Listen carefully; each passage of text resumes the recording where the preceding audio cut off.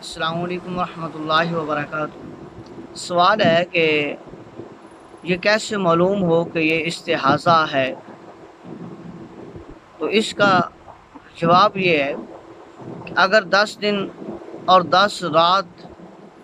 سے زیادہ خون آیا، اگر یہ حیض پہلی مرتبہ ہے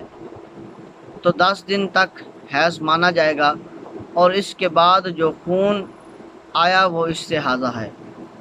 اگر پہلے عورت کو حیض آ چکے ہیں اور اس کی عادت 10 دن سے کم تھی تو عادت سے جتنا دن زیادہ خون آیا وہ استحاضہ ہے۔ مثال کے طور پر کسی عورت کو ہر مہینے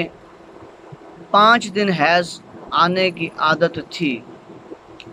تو اب کی مرتبہ 10 دن حیض آیا، تو اس میں یہ جو 10واں دن حیض کے مانے جائیں گے، یعنی کہ اب کی مرتبہ 10 دن حیض آیا تو یہ 10واں دن 10 دن حیض کے مانے جائیں گے۔ البتہ اگر 12 دن خون آیا تو عادت والے 5 دن حیض کے مانے جائیں گے اور 7 دن استحاضہ کے۔ یعنی کہ اگر 5 دن آتا ہے تو 10 دن آ گیا ہے تو 10 کے 10 جو ہے وہ حیض کے دن ہی مانے جائیں گے۔ ہاں، اگر وہ اس دن سے ایک دن اوپر چلا گیا ہے، 11 دن ہو گیا ہے، 12 دن ہو گیا ہے، 13 دن ہو گئے، اب کیونکہ جب 13 دن تک اس سے خون آیا ہے تو اس کے 5 دن جو ہے وہ حیض کے مانے جائیں گے، اوپر والے 7 دن 6 دن 8 دن جو ہے وہ استحاضہ کے مانے جائیں گے۔ اور اسی طرح جو ہے اگر کسی کو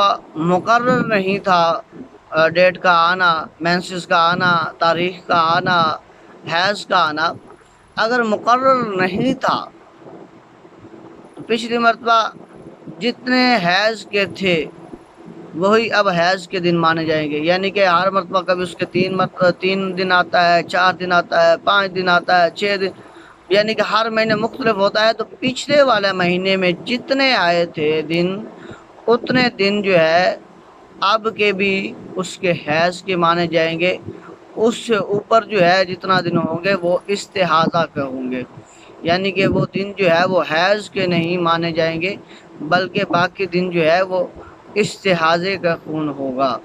اللہ وحدہ لا شریک سے دعا ہے کہ مالک لم جزل ہم سب کو دین کے احکام سمجھنے والا بنائے۔